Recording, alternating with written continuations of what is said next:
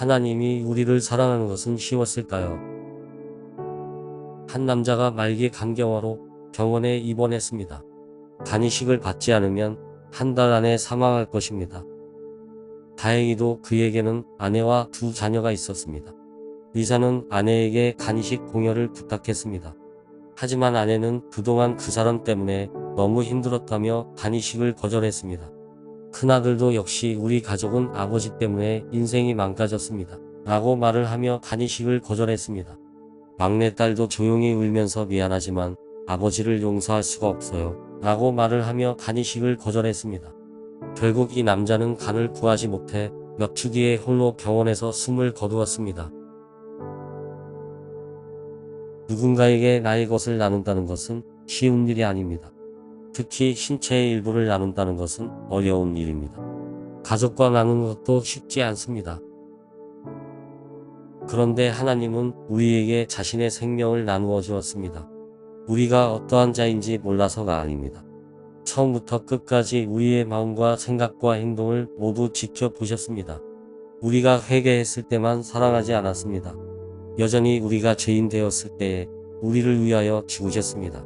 우리가 누구인지 안다면 누구도 사랑할 수 없는 우리를 하나님이 사랑하신 것입니다. 오늘은 그러한 하나님을 예배하기 위해 모였습니다. 작은 돈도 우리와 나누지 않는 자들로 가득한 세상에서 자신의 생명을 나누어 주신 하나님을 예배합시다.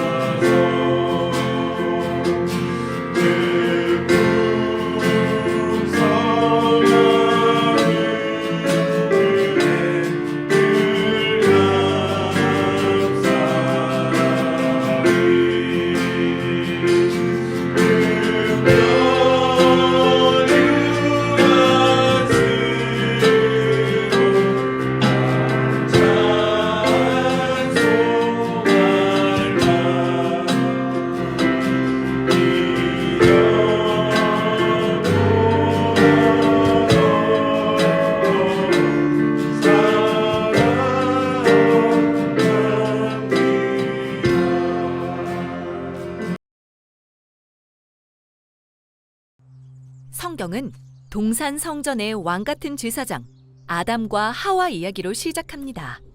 이들의 사명은 하나님과 함께 세상을 돌보는 거였고, 하늘과 땅이 하나 되는 이곳엔 하나님의 은혜가 가득했죠. 그러나 아담과 하와는 간교한 피조물에 속아 하나님의 임재로부터 쫓겨납니다. 이들이 제사장의 소명을 상실하자 온 인류가 폭력으로 뒤덮이고 맙니다. 하지만 하나님은 새로운 왕 같은 제사장이 와서 에덴의 복을 회복할 거라고 약속하세요. 자신을 희생함으로써 말이죠. 세월이 흐른 후 아브라함과 사라가 등장합니다. 하나님은 이 가족에서 왕 같은 제사장이 나와 그들뿐 아니라 모든 민족에 에덴의 복을 회복할 거라고 약속하시는데요. 이 가족은 이스라엘이라는 큰 민족을 이루게 됩니다. 그러나 그들은 이집트의 노예가 되어 바로 왕의 포갑 아래 고통받습니다. 이에 하나님은 모세를 불러 바로 앞에 나아가 이스라엘을 위해 중재하라고 명하십니다. 모세는 바로에게 맞서 노예된 이스라엘을 해방하고 광야로 인도해 마침내 시내산에 이르는데요.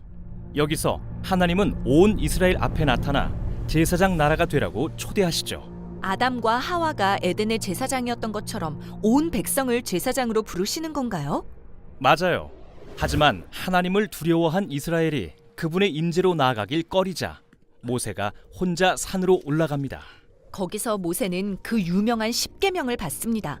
이렇게 시작하죠. 오직 하나님만 섬기라. 우상을 만들지 말라. 그리고 모세는 아주 놀라운 환상을 봅니다. 첫째는 하늘의 성전이었고 둘째는 한 모양이었어요. 그게 바로 성막의 설계도죠. 네, 성막은 에덴을 상징해요. 하늘과 땅이 하나 되는 곳 말이죠. 그리고 또 모세가 본 건 영광스러운 인간의 형상이었습니다. 성막에서 일할 대제사장이군요. 맞아요. 오직 이 사람만이 백성을 대신해 성소에 드나들 수 있었죠. 그는 흰옷을 입고 관을 쓰고 반짝이는 보석으로 치장했는데요. 이건 우리가 기다려온 왕 같은 제사장의 모습이었어요. 이스라엘의 첫 대제사장이 될 사람은 모세의 형 아론이었는데요. 모세가 산 위에서 환상을 보는 동안 그는 산 아래에서 우상을 만들어 백성을 잘못된 길로 이끌고 있습니다. 곧 대제사장이 될 사람이 벌써 첫 계명을 어기다니. 이에 진노하신 하나님은 모세에게 내가 이 백성을 진멸하고 너와 함께 다시 시작하겠다고 말씀하세요. 그러자 모세는 이스라엘을 위해 중보합니다. 그들의 죄를 위해 자기 목숨까지도 바치겠다고 하면서요. 그러나 하나님은 모세를 죽이지 않으시고 이스라엘도 용서해 주세요. 모세가 산에서 내려올 때 그의 얼굴은 환상 속의 대제사장처럼 빛나고 있었어요. 아론이 아니라 마치 모세가 진짜 제사장이 된 것처럼요. 이제 성막은 완성됩니다. 아론의 가족이 제사장으로 취임하고요. 정말요? 그런 일이 있고도요? 네, 그런데 상황은 더 나빠집니다. 하나님은 아론과 그의 아들들에게 제사장으로서 어떻게 행동해야 하는지 아주 자세히 가르쳐 주셨는데요. 두 아들은 첫날부터 하나님의 명령을 어기고 맙니다. 그 특권과 책임이 무거운 만큼 하나님은 이들을 엄중하게 다루십니다. 그들의 생명을 거두시죠. 아론의 제사장직이 무사할지 모르겠네요. 맞아요. 결국 아론과 두 아들 모두 제사장으로서 실패한 건데요. 하나님의 백성에겐 이들과는 다른 제사장이 필요해 보입니다. 모세처럼 하나님께 자기 목숨을 바치는 제사장 말이요. 네, 하지만 그런 모세도 하나님께 온전히 순종하진 못했어요. 그래서 모세와 아론 모두 아브라함에게 약속하신 땅에 못 들어가고 눈을 감죠. 모세는 하나님의 백성에게 필요한 제사장의 단면이었던 거군요. 맞아요. 우리는 여전히 모세처럼 중보하고 그들의 죄를 위해 목숨을 바칠 궁극의 왕 같은 제사장을 기다리고 있죠. 마침내 약속의 땅에 들어간 이스라엘은 왕을 세우고 나라를 건설합니다. 하나님의 왕 같은 제사장이 곧 등장할지도 모르겠어요. 그럼 다음 영상에서는 다윗 왕의 이야기를 살펴볼게요. 네, 우리 다 같이 하나님 말씀 보도록 하겠습니다. 다 같이 보실 하나님 말씀은 출애굽기 3장 1절에서 5절까지의 말씀입니다. 출애굽기 3장 1절에서 5절까지의 말씀을 제가 한 절, 여러분이 한 절 교독하도록 하겠습니다.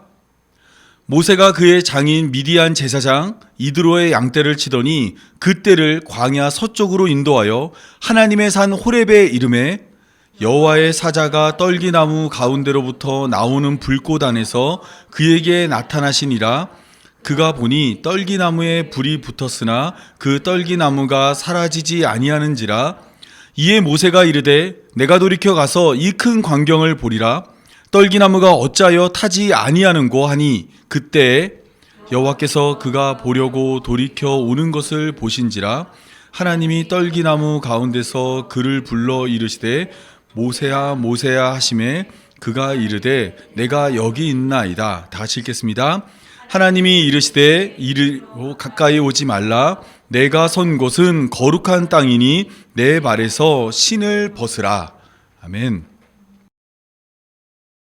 한 사람이 어른 호수 위를 성큼성큼 걷고 있습니다.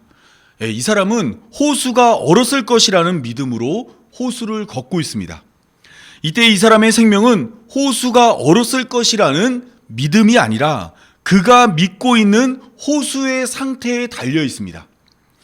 호수가 그의 믿음대로 굳게 얼었다면 그는 생명을 건질 것이고, 호수가 그의 믿음과 달리 굳게 얼지 않았다면 그는 생명을 잃을 것입니다. 구원에 있어 믿음보다 중요한 것은 믿음의 대상을 아는 것입니다. 이 땅에 있는 모든 종교는 믿음을 내세우지만 모든 종교가 믿음이 있다고 구원에 이르는 것은 아닙니다. 믿음의 대상에 따라 구원에 이를 수도 있고 구원에 이르지 못할 수도 있습니다. 그런 면에서 오늘 본문은 매우 중요한 역할을 하고 있습니다. 하나님께서 모세에게 처음으로 자신을 드러냈기 때문입니다. 처음으로 모세 앞에 나타난 하나님은 떨기나무 가운데로부터 나오는 불꽃 안에서 나타났습니다. 이러한 등장은 하나님이 자신을 모세에게 소개하는 것입니다. 모세는 이러한 하나님을 보고 믿음의 대상이 될 하나님을 어떻게 이해했을까요? 지금부터 출애굽기 3장 1절에서 5절의 말씀을 통해 믿음의 대상이 될 하나님이 어떤 분인지 함께 살펴보도록 하겠습니다. 오늘 본문은 애굽에서 성장한 모세가 바로의 위협을 피해 미디안으로 도망갔고 그곳에서 40년을 지낸 후에 장인 이드로의 양떼를 이끌고 광야 서쪽에서 하나님을 만난 이야기를 소개하고 있습니다. 모세는 하나님의 산이라 불리는 호렙에 이르렀습니다. 그곳에서 모세는 떨기나무 가운데로부터 나오는 불꽃 가운데 임한 여호와의 사자를 보았습니다. 떨기나무에 불이 붙었지만 타지 않는 그 광경은 너무도 기이했고 모세는 그것을 가까이 보려고 다가섰어요. 이때 하나님께서 떨기나무 가운데로부터 모세를 부르셨습니다. 내가 선 곳은 거룩한 땅이니 내 발에서 신을 벗으라고 말했습니다. 이것이 모세와 하나님이 처음으로 만나는 장면입니다. 하나님은 불 가운데 있지만 타지 않는 떨기나무 가운데서 모세를 부르셨습니다. 그래서 여러분과 함께 오늘은 떨기나무가 무엇이고 불이 무엇이고 떨기나무가 불에 붙었지만 타지 않는 것이 무엇을 의미하는지 한번 살펴보도록 하겠습니다. 떨기나무는 히브리어로 세네라는 단어입니다. 이 단어는 신의 산을 의미하는 시나이라는 단어하고 발음이 비슷합니다. 때문에 대부분의 사람들은 떨기나무와 신의 산을 연결하여 해석하려고 합니다.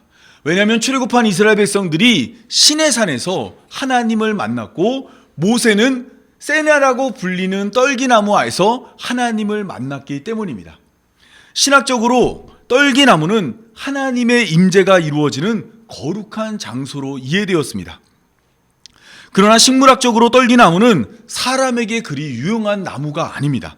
가시가 많은 작은 관목으로 대부분의 가시덤불과 같이 열매를 맺지 못하거나 사람이 먹을 수 없는 열매를 냅니다. 가지도 얇고 가시도 많아 목재로 사용할 수도 없습니다. 키가 작아 제대로 된 그늘도 만들어내지 못합니다. 때문에 떨기나무는 많은 나무들 가운데 가장 가치가 없고 보잘것없는 나무입니다. 풀 한 폭이 나지 않는 이 광야에서 떨기나무를 보면 매우 반갑겠지만 사실 그 떨기나무는 아무짝에도 쓸모없는 나무였던 겁니다. 따라서 오늘 본문이 소개하고 있는 떨기나무는 신학적으로는 사람들이 말하는 것처럼 하나님의 임재가 이루어지는 매우 거룩한 장소일 수 있겠지만 인간의 입장에서 바라보면 떨기나무는 아무짝에도 쓸모없는 가치가 없는 나무라고 할 수 있습니다. 다음은 불에 대해 살펴보겠습니다. 이 창세기 15장을 보면 하나님은 아브라함과 쪼갠 고기 언약을 맺습니다. 쪼갠 고기 언약이라는 것은 고기를 쪼개놓고 그곳을 원래는 사람이 지나가는 거예요. 고기를 반으로 자른 다음에 계약을 맺는 사람이 쪼갠 고기 사이로 지나가면서 약속을 어기면 이렇게 쪼개진 고기처럼 죽을 것을 약속하는 것이 쪼갠 고기 언약입니다. 그런데 창세기 15장이 소개하고 있는 쪼개 고기 언약에는 아브라함이 아니라 하나님이 그곳을 지나가는데 하나님이 어떻게 지나가냐면 연기나는 화로가 보이며 타는 횃불로 쪼갠 고기 사이를 지나갔습니다. 하나님께서 타는 불로서 아브라함에게 나타난 것입니다. 출애굽기 19장을 보면 이번에는 이스라엘 백성과 하나님이 언약을 맺는 모습이 보여지고 있습니다. 하나님은 시내산에서 이스라엘 백성들을 부르셨는데 이때 하나님의 나타남이 시내산의 연기가 자욱하니 여호와께서 불 가운데서 거기 강림하였다고 말합니다. 따라서 불이라는 것은 하나님의 임재를 상징하는 거라고 이해될 수 있습니다. 특별히 여기에 한 가지를 더하자면 하나님의 여러 가지 것들 중에서 불은 하나님의 심판을 상징합니다. 이미 우리가 여러 번 살펴본 것처럼 물심판과 불심판은 다르다 그랬죠. 물심판은 다시 기회가 주어지지만 불심판은 다시 기회가 주어지지 않습니다. 하나님은 언약을 맺을 때 이와 같이 불로 임하여서 그 언약이 지켜지지 않으면 그들을 반드시 심판하겠다고 말씀하시는 것입니다. 사사기 9장 8절에서 15절을 보면 나무들의 비유가 소개되고 있습니다. 나무들이 그들을 다스릴 왕을 찾고 있었습니다. 그래서 감람나무, 무화과나무, 포도나무를 찾아가서 우리들의 왕이 되어달라고 말했습니다. 그런데 감람나무나 무화과나무나 포도나무는 자신이 맡고 있는 일이 있어서 왕이 될 수 없다고 이야기했습니다. 결국 나무들은 마지막으로 가시나무를 찾아가서 우리들의 왕이 되어달라고 말했습니다. 그러자 가시나무가 그들에게 어떻게 이야기를 했냐면 사사기 9장 15절입니다. 가시나무가 나무들에게 이르되 만일 너희가 참으로 내게 기름을 부어 너희 위에 왕으로 삼겠거든 와서 내 그늘에 피하라. 여기서 내 그늘에 피하라는 것은 내가 왕이 되면 내 그늘 아래 너희를 보호해 주겠다라는 겁니다. 여러분, 가시나무가 만들어내는 그늘을 상상해 보셨나요? 그 그늘이 길고 넓어서 쉴 만한 그늘이 만들어질까요? 가시나무를 통해서 만들어지는 그늘은 보잘것없고 볼품없는 그늘입니다. 그럼에도 불구하고 가시나무는 내 그늘에 와서 쉬라고 이야기했습니다. 만약 나무들 가운데서 그 그늘에 가기를 싫어하는 나무가 있을 수 있겠죠. 그 나무들에 대해서 가시나무가 어떻게 이야기했냐면 이렇게 이야기합니다. 그리하지 아니하면 불이 가시나무에서 나와서 레바논의 백향목을 사를 것이니라 라고 말하였습니다. 레바논의 백향목은 곱고 큰 나무로서 그러한 나무를 불로서 태워버리겠다고 말한 것입니다. 여러분, 나무에게 있어서 가장 두려운 것은 불이에요. 불. 우리가 얼마 전에 그 산불로 인해서 불의 무서움을 봤잖아요. 불이 났을 때 다른 짐승들은 불이 나면 불이 없는 곳으로 도망갈 수 있죠. 그러나 땅에 뿌리를 내린 나무는 불이 나면 고스란히 그 불에 다 태워지게 됩니다. 가시나무는 자신의 말을 듣지 않는 자가 있다면 불로써 그들을 태우겠다고 말했습니다. 이러한 비유는 기드온의 아들이었던 아비멜렉을 향한 비유였습니다. 기드온이 살던 시대는 왕이 없던 시대였습니다. 그런데 기드온이 죽고 난 후에 기드온의 아들 중 하나였던 아비멜렉은 스스로 왕이 되기 위해서 세겜 사람들의 지지를 받아서 기드온의 아들들을 다 죽이고 자신이 왕이 되려 했습니다. 이때 살아남은 막내 아들 요담이 이와 같은 비유를 말하였습니다. 기드온은 실제로 세겜 사람들의 지지를 받아서 왕이 되었습니다. 이 아비멜렉이 왕이 되어서 세겜을 다스릴 때 어떻게 다스렸을까요? 자기 말을 안 들으면 불로써 그들을 다스린 겁니다. 폭정과 자기 자리를 지키기 위해서 폭력을 사용했습니다. 결국에는 세겜 사람들이 처음에는 아비멜렉을 좋아하고 그를 왕으로 옹립했지만 나중에는 반란을 일으켰고 그를 자신의 왕으로 인정하지 않았습니다. 여러분, 우리는 어떠할 것 같나요? 우리를 다스리는 자가 가시나무와 같이 불로써 우리를 다스린다면 우리는 그 사람을 우리의 왕과 우리의 다스리는 자로 인정할 수 있을까요?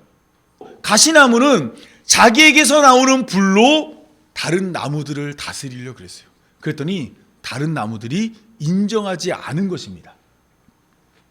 오늘 본문에도 나무에서 나오는 불과 함께 사람을 다스리는 하나님이 소개되고 있습니다.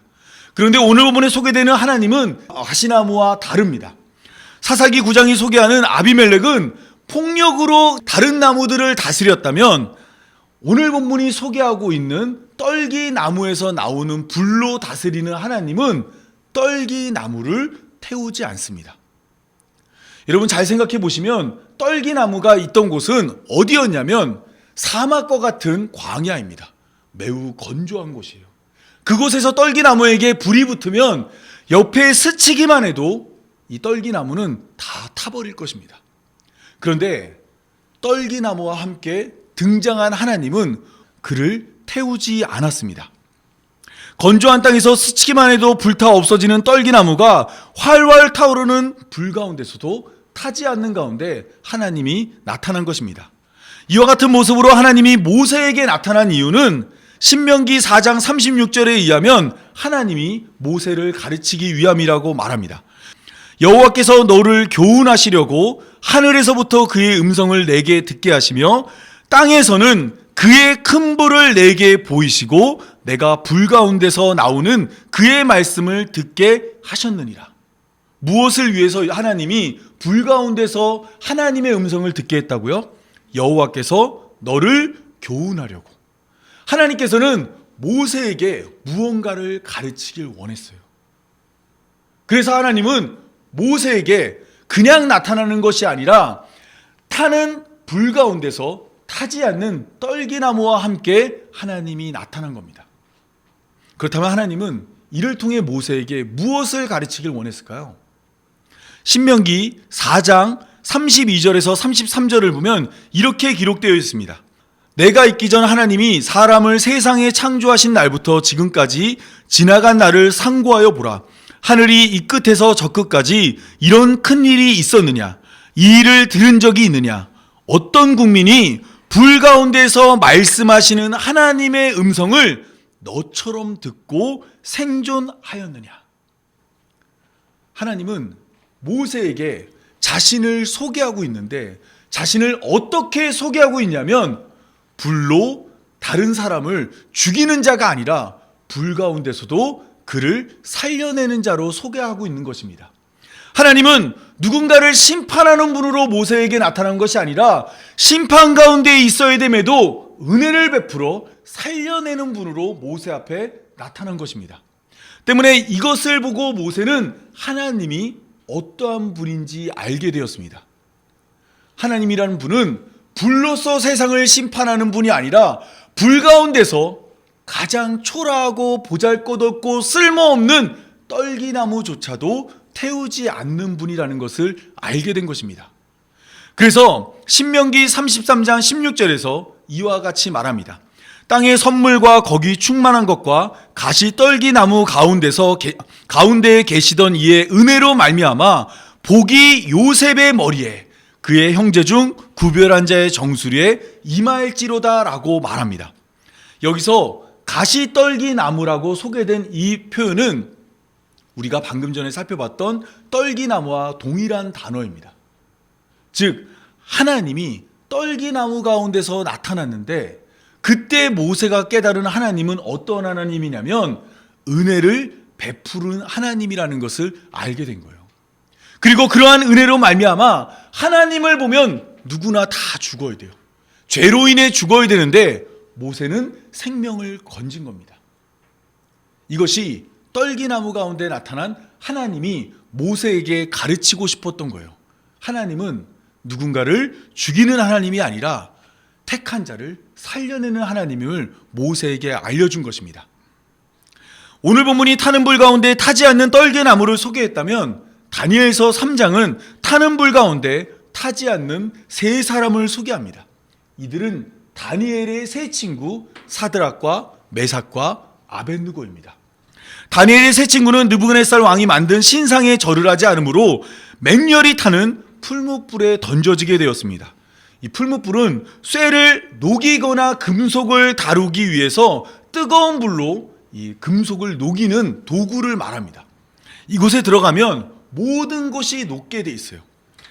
다니엘의 세 친구는 느부갓네살 왕의 명령으로 말미암아 풀무불 안에 들어가게 되었습니다. 그런데 그곳에 들어간 다니엘의 세 친구는 풀무불에 들어갔지만 머리도 그을리지 않았고 겉옷의 빛도 변하지 않았으며 불탄 냄새도 나지 않았습니다.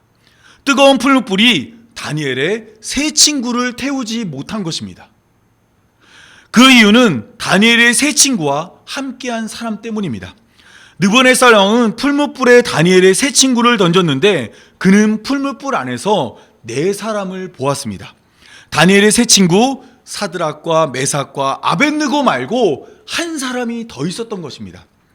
느부갓네살 왕은 그 뜨거운 불 가운데서 그가 보았던 사람을 누구라고 말하고 있냐면 다니엘서 3장 25절에서 넷째의 모양은 신들의 아들과 같다라고 이야기했어요. 느부갓네살 왕은 사드락과 메삭과 아벳느고의 하나님이 어떠한 하나님인지 알게 되었습니다. 그래서 사드락과 메삭과 아벳느고의 하나님을 찬송하며 그가 그의 천사 곧 그의 아들을 보내 자기를 의뢰하고 그들의 몸을 바쳐 왕의 명령을 거절하며 그 하나님 밖에는 다른 신을 섬기지 아니하며 그에게 절하지 아니한 종들을 구원하셨도다라고 말했어요. 느부갓네살 왕은 다니엘의 세 친구가 풀무불에서 생명 건지는 것을 보고 하나님이 어떠한 분인지 알게 됐어요. 하나님은 어떠한 분이세요? 자기를 섬기기 위해서 왕의 명령을 거절하는 자를 구원하는 하나님임을 알게 된 거예요. 그리고 그것을 찬양하는 찬양을 하였습니다. 여러분, 우리는 어떨 것 같나요? 아까 우리 아비멜렉 이야기를 하면서 그는 가시에서 나오는 불로 다스렸어요. 그랬더니 사람들이 거절했죠. 그런데 성경이 소개하고 있는 하나님은 어떤 분이냐면 타는 불 가운데서 자기가 택한 자들 또한 자기를 섬기는 자들을 구원해내는 하나님입니다. 여러분, 이러한 하나님이라면 우리가 믿을 만하지 않을까요? 이러한 분이라면 우리가 그분을 따를 수 있지 않을까요? 여러분, 하나님은 바로 이러한 모습으로 모세에게 나타났던 것입니다. 네덜란드 화가인 MC 에저의 작품 중에 하나인 서클 리밋이라는 이 작품이 있습니다. 이 작품에 여러분이 보실 때 무엇이 보이시나요? 이 작품은 하얀색에 집중하면 천사가 보이고 검은색에 집중하면 악마가 보입니다. 보이시나요? 성경에도 하나님의 모습은 두 가지로 나타납니다. 죄인을 불로 심판하는 하나님과 죄인을 불 가운데서 은혜로 구원하는 하나님입니다. 그러니까 하나님이 하나의 모습으로만 나타나는 게 아니라 불로 심판하기도 하고 불 가운데서 건져내는 모습도 있다라는 겁니다. 출애굽기 34장 7절은 이러한 하나님의 모습을 잘 보여주고 있습니다. 우리 한번 다시 읽어볼까요? 출애굽기 34장 7절입니다. 인자를 1000대까지 베풀며 악과 과실과 죄를 용서하리라. 그러나 벌을 면제하지 아니하고 아버지의 악행을 자손 3대까지 보응하시리라. 하나님은 인자를 1000대까지 베풀며 악과 과실과 죄를 용서하십니다. 용서하시죠? 그런데 벌을 면제하지 아니하고 아버지의 악행을 자손 3대까지 보응하십니다. 죄를 용서하며 동시에 죄를 심판한다 말하고 있습니다. 죄를 용서하는 것과 죄를 심판하는 것은 양립할 수 없는 관계입니다.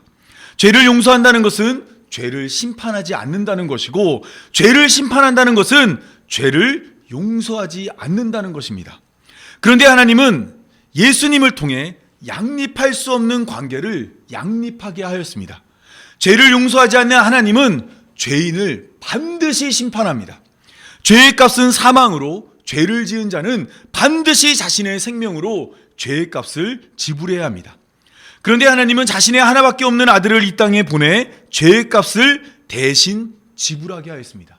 이로 말미암아 죄로 인해 죽어야 할 죄인이 용서를 받았습니다. 죄를 심판하고 죄를 용서하는 하나님이 예수님을 통해 나타난 겁니다. 그러니까 양립할 수 없는 하나님의 두 가지 모습이 예수님이 오심으로 말미암아 정확히 죄를 심판하기도 하고 죄를 용서하기도 하는 모습으로 나타나게 된 것입니다. 다시 오늘 본문으로 돌아가겠습니다. 모세는 타지 않는 떨기나무 가운데서 은혜 베푸는 하나님을 발견했습니다. 은혜 베푸는 하나님은 애굽의 바로와 달랐습니다. 애굽의 바로는 애굽에서 신의 아들이며 신의 대리자로 추앙받는 자였습니다. 태양신 라의 아들로 여겨지며 태양신의 대리자로서 애굽의 백성들을 다스렸어요. 이러한 다스림은 가시나무에서 나오는 불과 같습니다. 레바논 백향목을 태우듯이 백성들을 심판했습니다. 이것을 어떻게 알 수 있냐면 모세를 죽이려 했던 모습에서 알 수 있습니다. 모세는 히브리 민족을 구하기 위해서 애굽 사람을 죽였어요. 이때 모세는 바로의 딸에게 입양된 바로의 가족입니다. 하지만 애굽의 바로는 그의 딸이 모세를 입양한 것을 개의치 않았어요. 그가 죄를 졌으면 그는 죽어야 한다고 생각한 것입니다. 이것은 어찌 보면 세상이 말하는 정의이자 공의예요. 정의와 공의를 행해서 애굽의 바로는 자신의 가족 중 하나일 수 있는 모세마저도 정확히 불로서 심판하는 모습을 보여줬습니다. 바로에게는 정의는 있지만 은혜는 없었어요. 그리고 공의는 있지만 사랑은 없었습니다. 그런데 모세는 타지 않는 떨기나무를 통해 하나님의 정의와 더불어 은혜를 발견했습니다. 공의와 더불어 하나님의 사랑을 깨달았습니다. 하나님은 정의와 은혜의 하나님이고 하나님은 공의와 사랑의 하나님이라는 것을 알게 된 것입니다. 우리와 성경으로 만나는 하나님은 우리가 성경을 통해 정의와 공의의 하나님만 아니라 은혜와 사랑의 하나님 깨닫기를 원하십니다. 성경이 모세가 보았던 타지 않는 떨기나무처럼 심판 가운데 구원하는 하나님을 소개하고 있어요.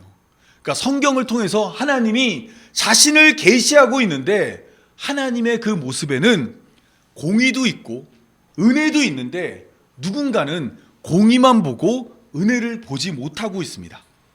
여러분, 우리는 성경 가운데서 하나님을 배우고 있고 또한 성경을 통해 드러나고 있는 하나님을 알아가고 있는데 이때 우리가 알고 있는 하나님이 공의와 정의의 하나님으로 끝난다면 우리는 결코 구원에 이를 수 없습니다. 하나님은 분명히 우리의 죄를 하나하나 낱낱이 따져 우리를 반드시 심판할 것입니다. 그러나 성경이 소개하고 있는 하나님은 공의와 더불어 은혜를 행하시며 또한 정의와 더불어 사랑으로 우리를 덮어주십니다. 이것을 알 수 있도록 우리에게 예수님을 보내주셨고 예수님을 통해 죄를 심판하며 죄를 용서하는 하나님이 오롯이 성경을 통해 증거된 것입니다. 세상은 가시나무에서 나오는 불로 심판하는 것이 정의고 공의입니다. 죄를 지었으면 벌을 받아야 하고 잘못을 저지르면 책임을 져야 합니다. 정의와 공의가 실현될 때 이 세상은 더 나은 세상이 됩니다. 하지만 그럼에도 불구하고 정의와 공의는 우리를 구원으로 인도하지 못합니다. 불에 타지 않는 떨기나무에 나타난 하나님의 은혜와 사랑만이 우리를 이 땅에서 건져내어 예수 그리스도의 은혜로 하나님 나라에 들어가게 합니다. 이러한 은혜와 사랑을 받은 우리는 모든 것을 태울 수 있는 불을 가지고 레바논 백향목은 물론이고 떨기나무조차 태우는 자가 되어서는 안 됩니다.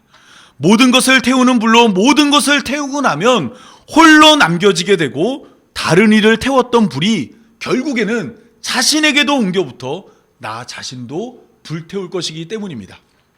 우리는 떨기나무조차 태우지 않는 불로 은혜와 사랑을 베푸는 자가 되어야만 합니다. 정의와 더불어 은혜를 행하고 공의와 더불어 사랑을 나눠야 합니다. 가정과 직장과 친구와 이웃은 물론이고 우리가 속한 모든 곳에서 모세 앞에 나타난 하나님처럼 은혜와 사랑을 드러내야 합니다. 세상 사람들은 우리를 통해서 하나님을 배웁니다. 그런데 너무 안타까운 것은 오늘날 많은 교회들이 왜곡된 모습으로 하나님을 소개하고 있어요. 공의와 정의만을 외치며 은혜와 사랑 없는 모습으로 하나님의 반쪽만을 자꾸 드러내고 있습니다. 이럴 때 우리가 무엇을 해야 될까요? 우리가 속한 곳에서 우리가 그리스도인이라면 우리는 공의와 정의만 아니라 은혜와 사랑을 베푸는 자가 되어야만 합니다. 우리의 가정에서 우리를 통해 하나님을 배우게 해야 합니다. 우리가 불로 나무를 태우는 자처럼 정죄하고 판단하고 심판하면 우리의 가족은 하나님을 정죄하고 판단하고 심판하는 분으로 알게 될 것입니다. 우리가 불로 나무를 태우지 않을 때 은혜와 사랑의 하나님을 깨달을 수 있습니다.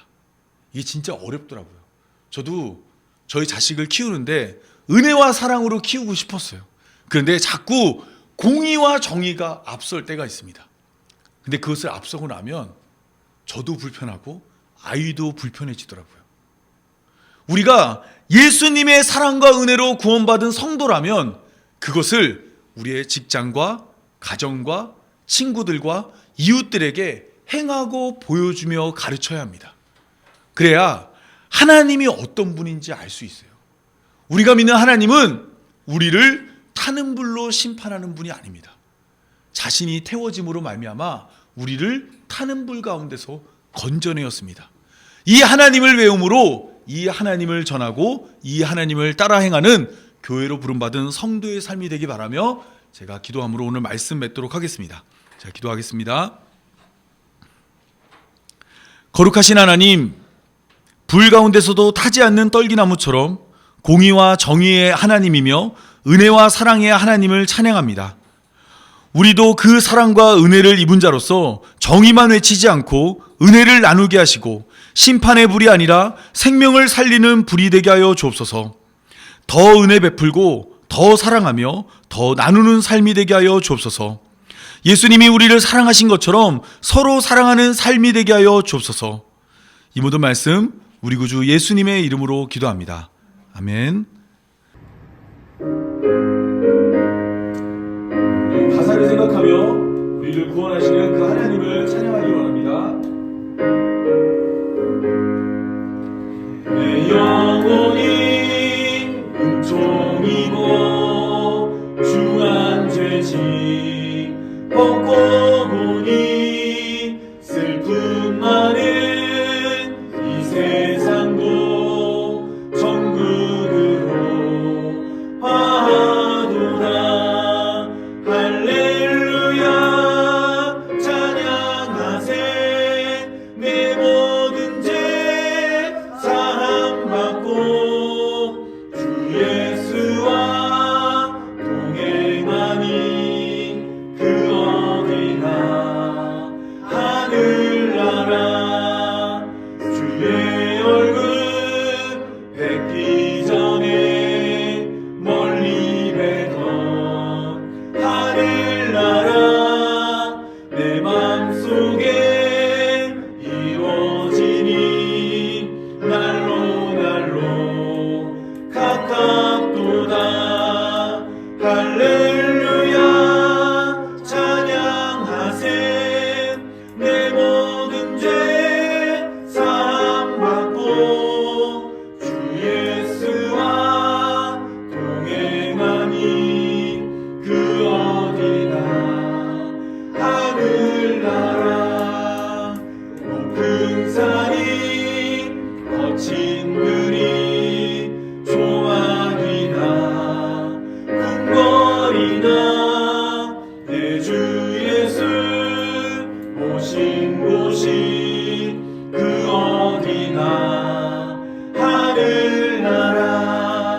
할렐루야 찬양하세. 내 모든 죄 사함받고 주 예수와 동행하니 그 어디나 하늘나라. 제가 축도로 오늘 예배 마치겠습니다.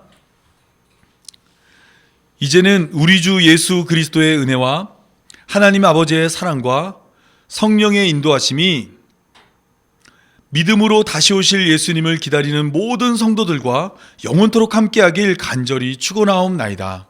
아멘. 감사합니다. 언제나 내가 기다리게 하옵소서. 하나님이 어떤 분인지 알게 하시고